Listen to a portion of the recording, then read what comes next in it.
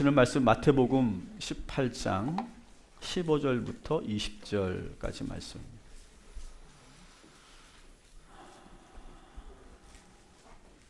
말씀 한번 펼쳐주시고 이제 저를 좀 봐주십시오. 여러분, 교회 생활, 우리가 교회에서 신앙생활을 하잖아요, 그죠? 여러분, 신앙생활은요 교회를 떠날 수 없는 겁니다. 근데 여러분, 이 교회에서 신앙생활이 어렵습니까? 쉽습니까?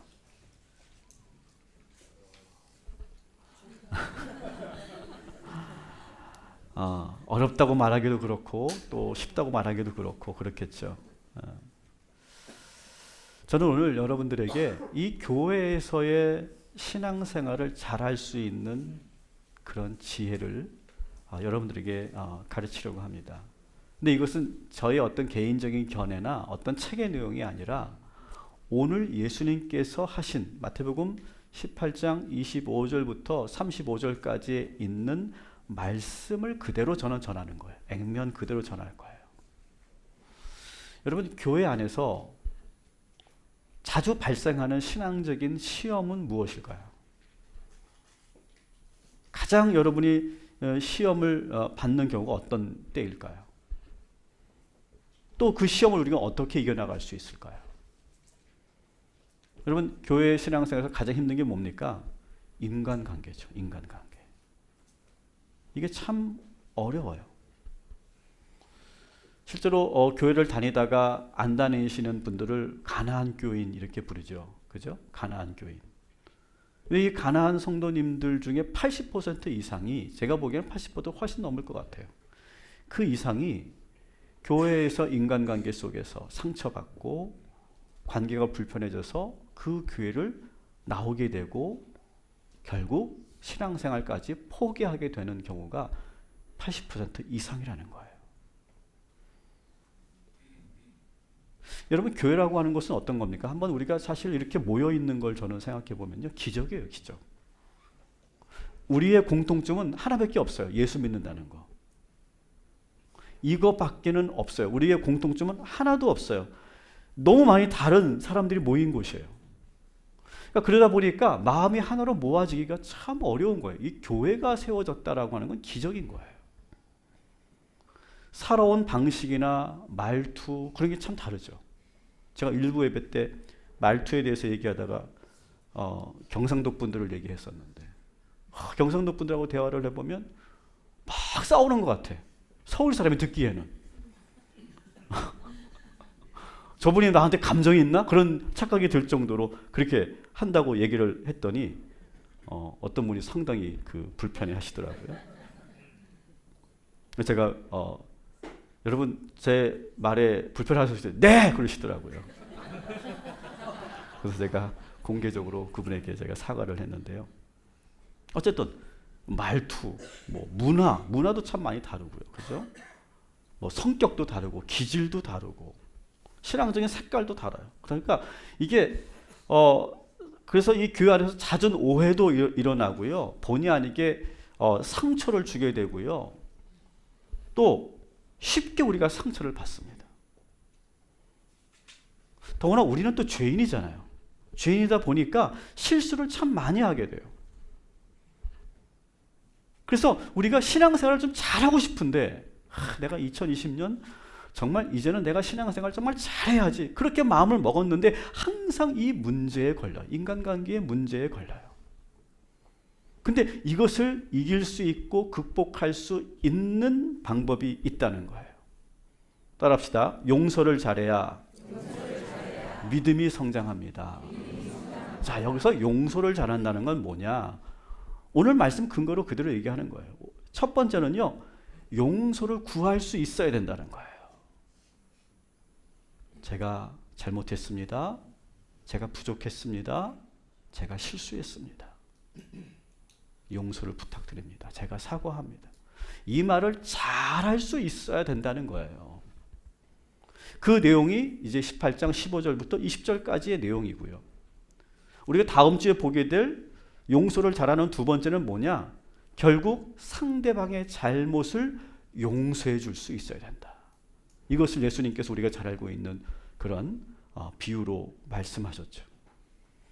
근데 사실 우리들은요, 저를 포함한 우리 모두가 다 이 부분에 대해서 매우 미숙해요.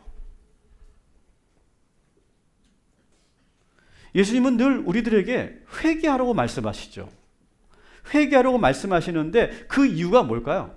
항상 오늘도 우리가 이 참회 기도를 매주 저희는 하고 있습니다. 저는 이 참회 기도가 예배 안에 없으면 안 된다고 생각해요. 회개 없이 어떻게 예배가 가능합니까? 근데 이 하나님께서 왜 자꾸 이렇게 회개하라 회개하라 말씀하실까요? 여러분, 항상 나의 죄와 허물을 돌아보고 하나님께 회개하는 것, 이것이 하나님과 관계에서 얼마나 중요한가를 가르쳐주고 계시는 거예요. 여러분, 자기의 잘못을 수용하고 인정하지 못한다, 수용하지 못한다, 여러분, 이것은 단순한 인격적인 문제가 아니라 이거는 근본적으로 영적인 문제일 가능성이 많다는 거예요. 여러분, 나의 잘못을 보고 회개하고 용서를 구하는 것은 결국 뭘까요? 내 자신을 잘 들여다볼 수 있는 사람이라는 거예요. 내가 어떤 사람인지 있는 그대로 볼 수 있다는 증거예요. 하나님은요, 우리의 죄를 추궁하시고 정죄하기 위해서 회개하라고 말씀하시는 게 아니에요. 나 자신을 볼 수 있어야, 따라합시다. 나 자신을 볼 수 있어야 하나님을 볼 수 있다. 여러분, 나를 잘 볼 수 있어야 하나님을 우리가 볼 수 있어요. 나의 연약함을 알아야 하나님의 은혜를 구하게 되고 하나님의 은혜를 경험할 수 있게 되는 거예요. 근데 내가 나를 보지 못하면 하나님의 도움이 뭐가 필요하겠어요? 내가 뭘 잘못했는데 이렇게 버티고 내가 이렇게 나를 보지 못하면 하나님의 은혜와 하나님의 도움이 필요 없는 거예요, 그 사람에게는. 여러분, 이것은요, 사람과 사람 간의 수평적인 관계에서 마찬가지예요. 여러분, 우리는 얼마든지 실수할 수 있어요. 제가 좀 전에 실수했잖아요. 경상도 사람들, 제가요, 설교하면서 실수를 참 많이 합니다. 저는 다시 한번 여러분들에게 공개적으로, 혹시 제가 설교하는 가운데 여러분이 불편하신 부분이 있었고 그 표현이 적절치 못한 부분이 있었다면 저는 여러분 용서해 주시고, 그리고 여러분 이해해 주시기 바랍니다. 저도 실수해요. 설교자도 이 공식적인 자리에서 실수합니다. 여러분, 정치인들 보세요. 그 말 한마디 실수 참 많이 하잖아요. 여러분도 마찬가지. 여러분도 내가 그런 의도가 아니었는데 내가 이렇게 한 말이 상대방에게 너무나 큰 상처가 될 때가 참 많이 있죠. 우리는 다 그렇게 연약해요. 우리는 여러분 얼마든지 실수할 수 있어요. 전혀 의도하지 않았지만 상대방에 상처 줄 수 있어요. 반대로 의도하지 않고 어떤 우리가 상처를 주고 실수하는 것은 괜찮아요. 근데 우리가 참 죄인이잖아요. 우리는 참 악해요. 그래서 어느 때는요, 아주 나쁜 마음을 먹어요. 아주. 그래서 의도적으로 죄를 지을 수도 있고요, 의도적으로 상대방을 손해 끼칠 수도 있고요, 아프게 할 수도 있어요. 그만큼 악해요, 우리가요. 그런데도 우리는요, 제가 잘못했습니다, 이 말 한마디를 못해요, 우리가. 여러분, 오늘 잘 안 되잖아요. 저를 포함해서 우리 모두가 잘 안 되잖아요. 그렇지만 우리가 한번 연습이라도 해보, 연습이라도. 한번 따라합시다. 제가 잘못했습니다.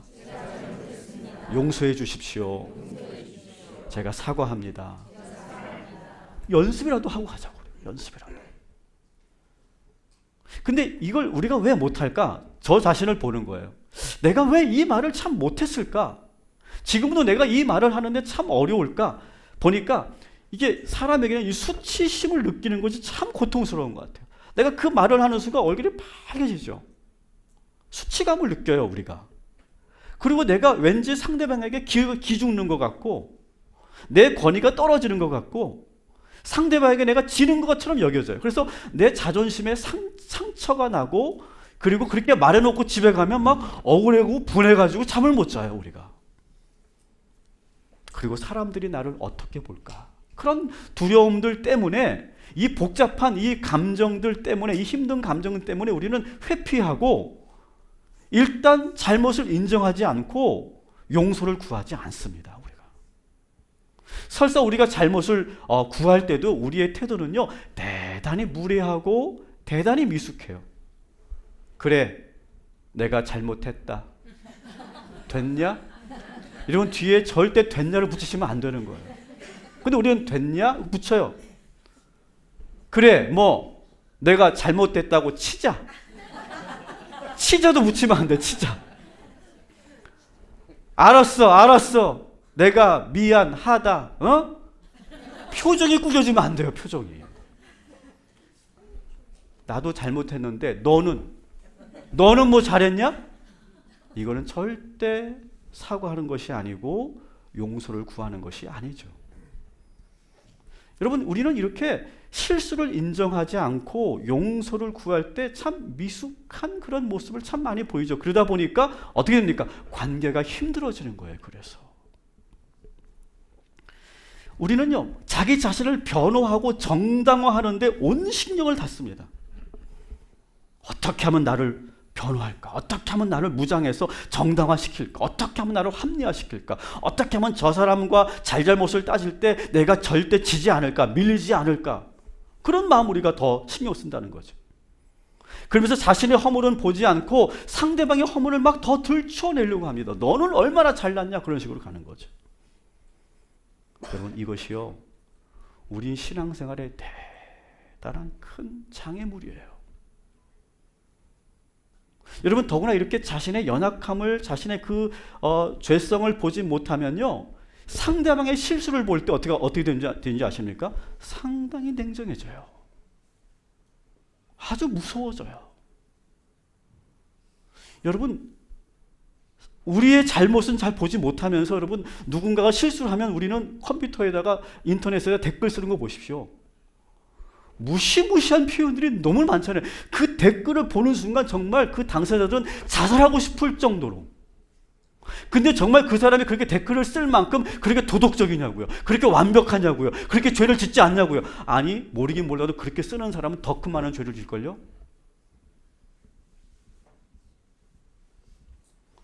여러분, 내가 죄인임을 깨달으면 상대방의 실수를 이해할 수 있어요. 그리고 용서할 수 있어요. 내가 죄인임을 깨달으면. 근데 나의 연약함을 보지 못하면 이 모든 것들이 다 안 돼요. 그러면서 교회 내에서 관계가 불편해지는 거예요.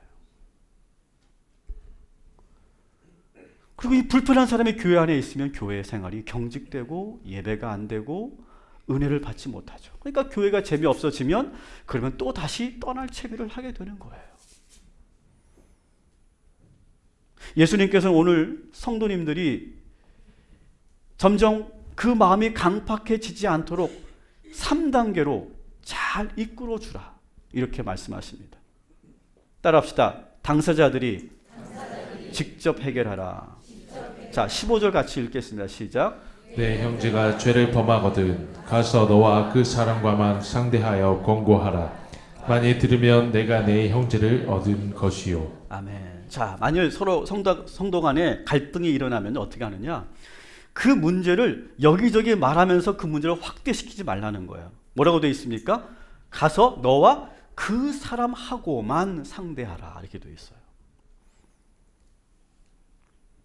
우리는요, 이런 문제가 발생하면요, 자꾸 자기중심적으로 상대방에 대해서 안 좋은 이야기를 하게 되고, 그리고 말하고 싶어져요. 그런데 그렇게 하지 말고 어떻게든 그 당사자와 이 문제를 풀어가려고 노력하라는 거예요. 여러분, 근데 이게 얼마나 힘든 일입니까? 어떤 불편한 일이 생기면 집에 돌아가면요, 우리는 자꾸 뭘 하고 싶어요? 막 전화를 하고 싶은 거예요. 여기저기 전화하고 싶은 거예요. 나의 억울함과 나의 정당성을 막 사람들에게 먼저 말해서 그 사람이 공동체에서 고립시키고 싶은 마음이 우리 안에 있어요. 사랑하는 성도 여러분, 교회 안에서 불편한 일이 생기고 갈등이 일어나면 핸드폰을 다 내려놓고 성전으로 달려와 기도하시기를 주님의 이름으로 축원합니다. 그래서 하나님께 이르세요. 하나님께. 그 인간에 대해서 하나님께 이르세요. 그거 괜찮아. 그리고 하나님께 기도하시기 바랍니다. 그리고 결국 다시 뭘 해야 돼요? 오늘 말씀처럼 다시 만나서 대화를 시도하라는 거예요.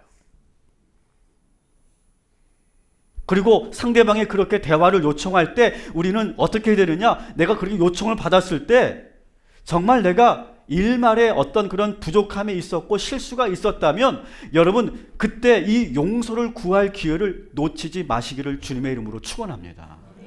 이 사과할 기회를 놓치지 마세요. 이 기회를 여러분 놓치시면 안 돼요. 그렇게 해서 이 두 사람이 정말 잘 이야기가 되어지면 어떻게 됩니까? 15절에 다시 한번 보여주세요. 만일 들으면 내가 내 형제를 얻은 것이요 이렇게 되어 있어요. 따라합시다. 잘잘못을 따지는 것보다 더 중요한 것은 관계입니다. 여러분 저는 지금 오늘 이 교회 내에서의 문제를 얘기하는 것, 어떤 사회적 정의를 여러분 무시하고 관계를 따르자 그런 말을 하는 게 아니에요. 여러분 교회 내에서 일어난 문제들, 여러분 교회 안에서 일어나는 문제들은요 법정에 갈 만큼 그렇게 심각한 문제가 아니에요. 사적인 문제들이고 상대적인 문제들이 대부분이에요. 여러분 이럴 때 우리는 어떻게 해야 되느냐? 어떤 사람이 더 성숙한 사람이냐? 나의 잘못을 먼저 인정하고 용서를 구하는 사람이 성숙한 사람인 줄 믿습니다. 저는 100% 저는 확신해요. 죄송합니다. 제가 실수했습니다. 제가 부족했습니다. 제가 미처 생각하지 못했습니다. 여러분 이렇게 말할 수 있는 것 쉽지 않은 거 여러분 아실 거고 이렇게 말할 수 있는 사람이 저는 성숙한 사람이라고 저는 봐요. 또 이렇게 우리 다시 한번 이야기합시다라고 이렇게 권면하는 분들에게도 제가 부탁드립니다. 상대방을 다그쳐가지고 그 사람을 내 앞에 완전히 무릎 꿇리겠다 그런 마음으로 몰아치는 것이 아니라 내가 얼마나 힘들었고 내가 얼마나 상처받았는지를 잘 설명하는 거예요. 그러면서 상대방이 그 말을 듣고 그리고 용서를 구하면서 너무 크게 수치심을 당하지 않도록 느끼지 않도록 잘 이끌어주는 것도 우리가 또 해야 될 일이에요. 여러분 이런 일들이 잘 이루어져서 문제가 크게 확산되지 않고 두 사람만 아는 문제로서 서로가 이 오해와 갈등을 잘 이기고 그리고 크고 작은 상처들을 잘 이겨나가는 저와 여러분이 되시기를 주님의 이름으로 축원합니다. 그래서 저는 제일 좋은 거는 두 사람이 불편할 수 있어요. 근데 불편한데 그것이 퍼져나가지 않도록 그 당사자, 그래서 사람들은 그런 일이 있었는지 없었는지 모르게, 그것이 저는 가장 중요하다고 생각해요. 자, 두 번째 2단계예요. 2단계. 그런데 여러분 이 당사자들이 원만하게 해결하는 것이 참 생각보다 쉽지 않습니다. 이렇게 원만하게 해결되지 못할 때 어떻게 되느냐? 도움을 좀 받아야 돼요.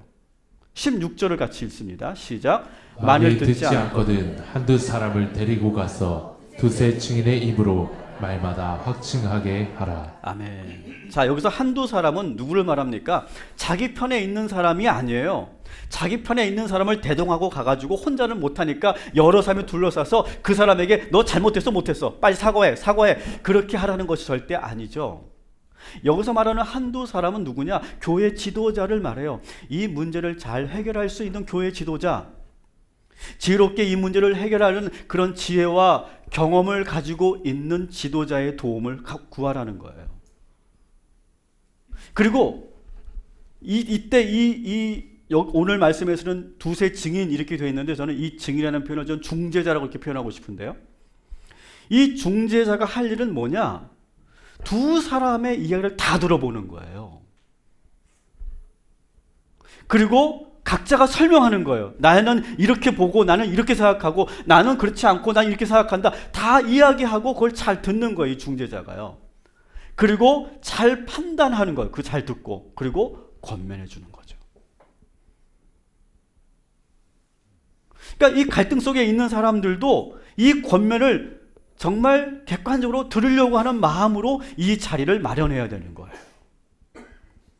한쪽 이야기만 듣고 판단하지 않고 양쪽 입장을 다 듣고 판단할 수 있어야 돼요.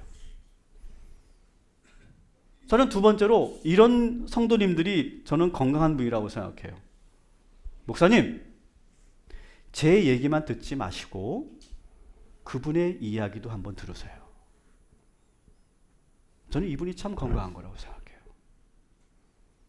그래서 제3자가 상황 파악을 잘해서 혹시 내가 놓친 부분이 없는지, 내가 너무 과했던 것은 아닌지 객관적으로 알고 싶어 하는 분들, 저는 이분들이 정말 성숙한 거라고 생각해요. 근데 오늘 이 두 번째 방법도 동일한, 첫 번째와 동일한 원리가 거기에 작동하는데요. 이것도 역시 문제를 크게 확산시키지 않는다는 거예요. 한두 사람의 리더만 알고 최소한의 사람들이 이 문제를 해결해라 라고 하는 말씀이죠.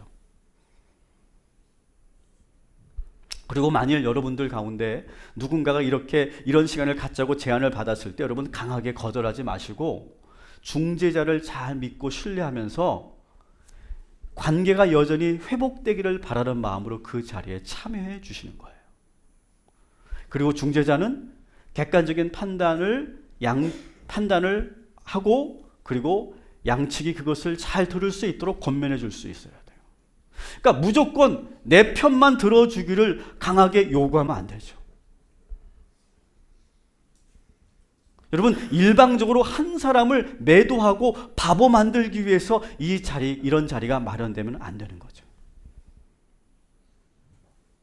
저는 우리 교회가 이렇게 지도자들을 통해서 저만 지도자겠습니까? 우리 평신도 지도자들, 우리 셀리더, 교구장님들도 다 지도자시죠.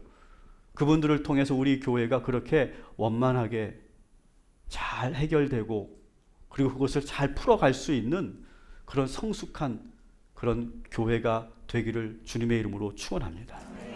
우리 그런 교회 만들어 가자고요. 근데 만일 안타깝게도 이렇게까지 했는데 서로가 끝내 화해가 되지 않았을 때, 또 자신의 잘못을 절대로 인정하지 않고 교회를 어지럽힐 때, 문제를 점점 확대시켜 나갈 때, 그래서 굳이 알 필요가 없는 사람들까지 그 문제를 알게 될 때, 그로 인해서 성도 간에, 교회 안에 어떤 신뢰가 깨어질 때 교회 지도자는 그 교회를 지키기 위한 조치를 취하게 되죠. 17절 같이 읽습니다. 시작. 만일 그들의 말도 듣지 않거든 교회의 말하고 교회의 말도 듣지 않거든 이방인과 세리와 같이 여기라. 아멘. 저는 이것은 그야말로 특단의 조치라고 생각해요. 그러니까 분명히 예수님께서 이렇게 말씀하셨으니까 교회는 이 권한을 가지고 있는 것은 맞아요. 하지만 저는요, 교회가 이런 특단의 조치, 이런 출교와 파문을 많이 하는 교회, 저는 평안한 거 못 봤습니다. 여러분, 이 교회의 권한은 가능하면 끝까지 사용하지 않는 것이 가장 좋은 것 같아요. 그리고 저는 감사하게도 제가 만났던 모든 성도님들, 제가 만났던 모든 교회들이 이렇게 극단으로 치닫는 그런 일들을 저는 한 번도 본 적이 없어요. 다 1단계에서 혹은 2단계에서 그 문제가 잘 해결되고 그 안에서 스스로 하나님 앞에 회개하고 원만하게 문제를 풀어가려고 하는 그런 공동체에 전 있었어요. 사랑하는 성도 여러분, 이 17절의 이 말씀은 명문화되어 있지만 이 카드를 단 한 번도 사용하지 않는 우리 교회가 되기를 여러분 기도해 주시기 바랍니다. 자, 이 세 단계를 예수님께서 말씀하신 이후에 예수님께서는 또 우리들에게 잊지 말아야 될 아주 중요한 말씀을 하시는데요. 18절을 한번 같이 읽겠습니다. 시작. 진실로 너희에게 이르노니 무엇이든지 너희가 땅에서 매면 하늘에서도 매일 것이요 무엇이든지 이 땅에서 풀면 하늘에서도 풀리리라. 아멘. 자, 우리가 이제 국어 공부를 여러분 하실 때도 그렇고 영어 공부를 하실 때도 그렇고 성경도 볼 때도 마찬가지인데요. 이 대명사를 어디에 걸리게 하느냐에 따라서 이 내용이 좀 달라집니다. 그죠? 여기 나오는 이 너희라고 하는 대명사를 누구를 지칭하는 것이냐, 여기에 따라서 이 본문이 약간씩 좀 그 의미가 달라질 수 있는데요. 여기서 말하는 너희는 처음에 나왔던 갈등 속에 있는 성도들을 지칭할 수도 있고, 또 다른 주석을 보면 여기서 말하는 너희는 교회를 지칭할 수도 있다, 이렇게 말해요. 그래서 어디에 걸리게 하느냐에 따라서 이 본문의 내용이 달라지는데, 저는 첫 번째 갈등 속에 있는 성도들, 너희들을 저는 너희들이라고 저는 이렇게 보여집니다. 갈등 속에 있는 사람들. 그래서 여러분 집에 돌아와서 교회라고 한번 풀어서 여러분 이것을 읽으면 또 다른 의미가 해석이 될 거예요. 그래서 저는 이 18절을 다시 풀어서 말씀드리면 이런 거예요. 다시 그 본문을 띄워주시면서 제 설명을 들어보세요. 너희들이 교회 안에서 성도들 간의 관계가 꼬여있고 해결되지 않았다면 하늘 아버지와의 관계에도 직접적 영향을 갖게 된다. 그런데 만일 땅에서 너희들의 관계가 풀리면 하나님과의 관계도 풀리고 새로워질 것이다. 이 말씀이라는 거예요. 저는 참 오늘 이 자리를 빌어서 제가 좀 고백을 좀 한다면 저는 참 저의 잘못을 잘 인정하지 못하는 사람이었어요. 그리고 누군가가 저를 비난한다고 생각하면 막 버럭 화를 내고, 그리고 이렇게 관계가 좀 불편해지면 그게 오래 가고 앙금이 좀 남는 그런 사람이에요. 그렇게 보여요, 안 보여요?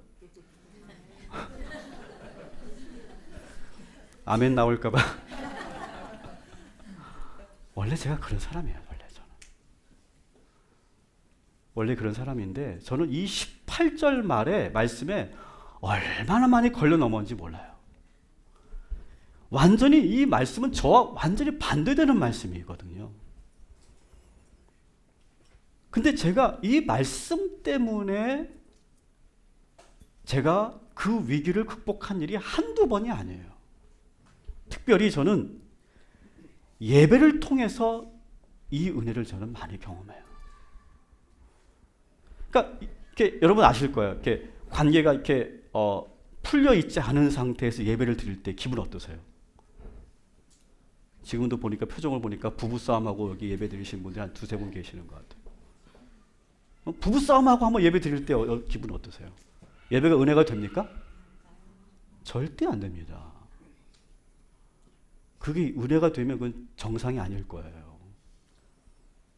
불편하죠. 그러니까 매여 있으면요, 이게 하늘에서도 매인다는 말이 맞는 것 같아요. 그리고 그렇게 예배를 딱 끝나고 나면 어떻습니까?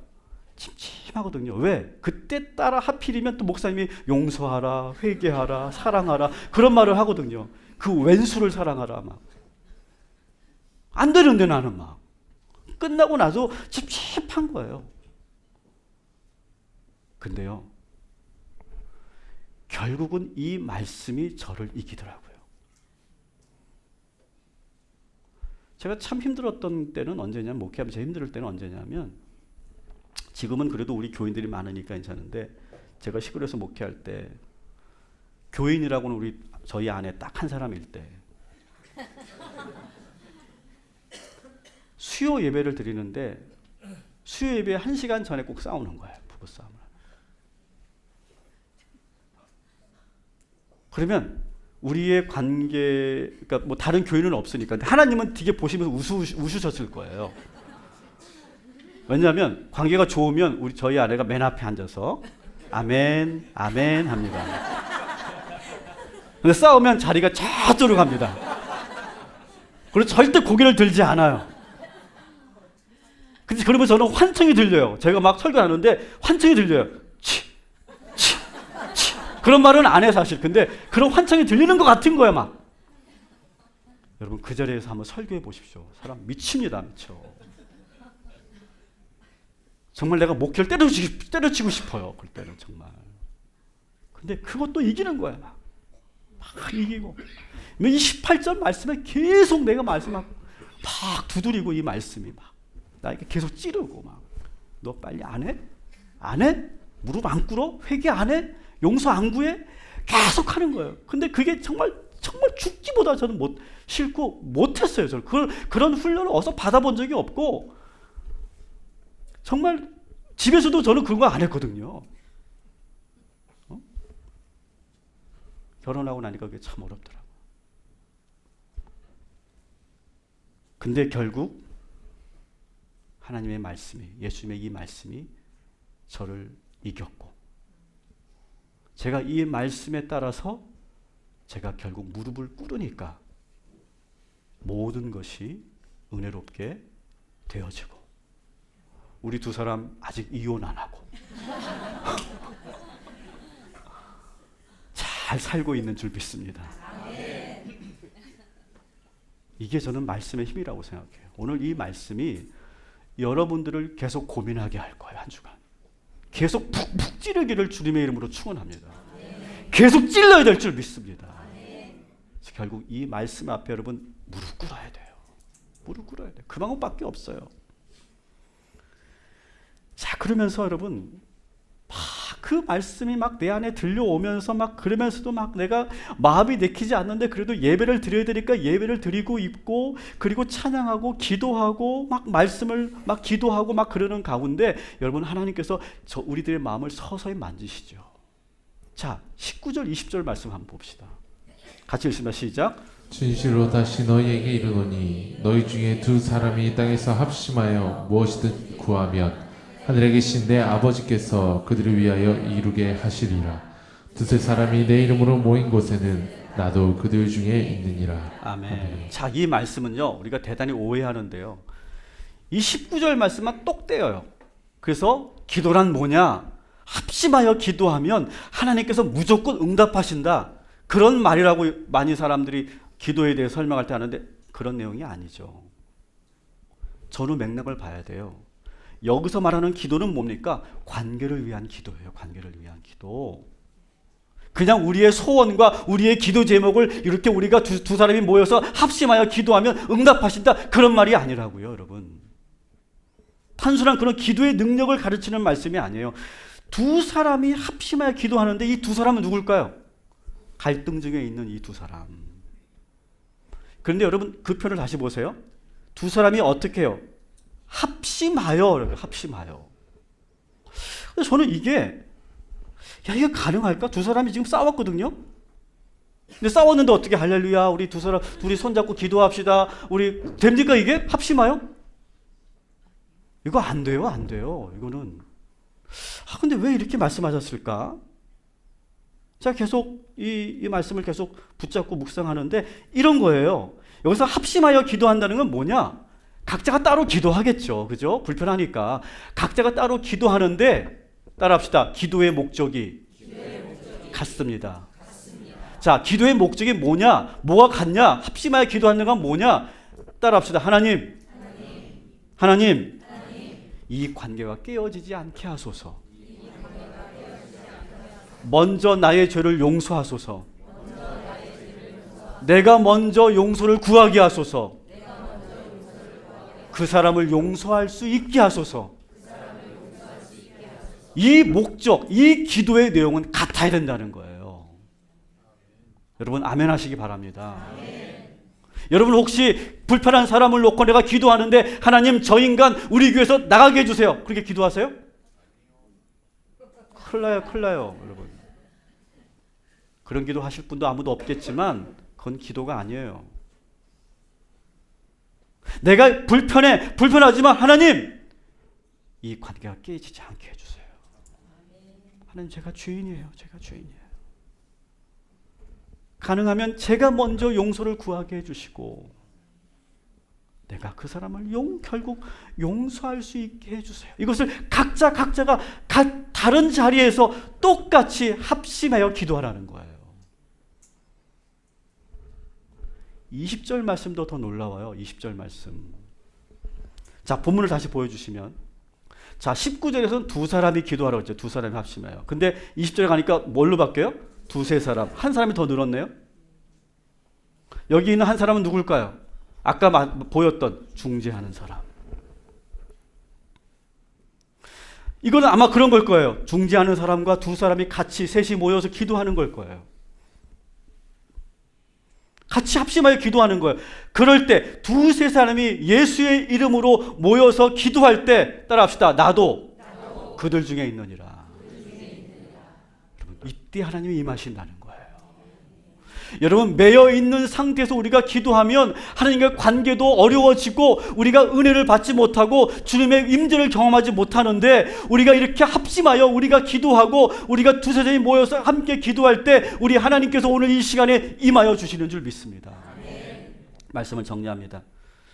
여러분, 이 교회는요, 이 용서는요, 이 용서의 주제는 우리가 다음 주에는 이제 또 다르게 제가 말씀드릴 텐데, 이 용서는요 교회에서만 필요한 게 아니죠.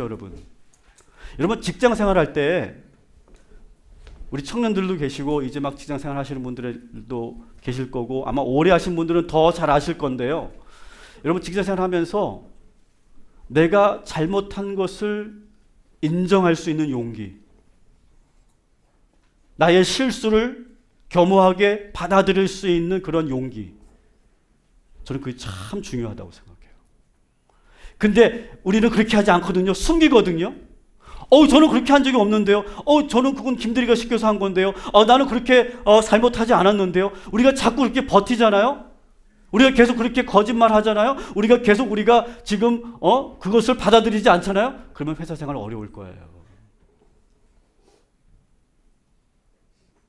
내가 잘못한 것은 잘못했다라고 말할 수 있는 용기가 사회에서도 필요하고요. 무엇보다 부부관계에서도 필요해요. 여러분, 부부가 어떻게 삽니까? 서로가, 그 인간 용서하니까 살죠. 용서 못하면 못 삽니다. 우리가 용서하니까 사는 거고요. 용서를 구하니까 관계가 이어지는 거죠. 사랑하는 성도 여러분, 저는 이 용서는요 교회 생활뿐만 아니라 우리의 모든 인간 생활, 모든 사회 생활에서 정말 중요한 것, 그 중에 특별히 오늘 주제 용서를 잘 구하시기 바랍니다. 이거 절대로 여러분 꿀리는 거 아니고 지는 거 아니에요.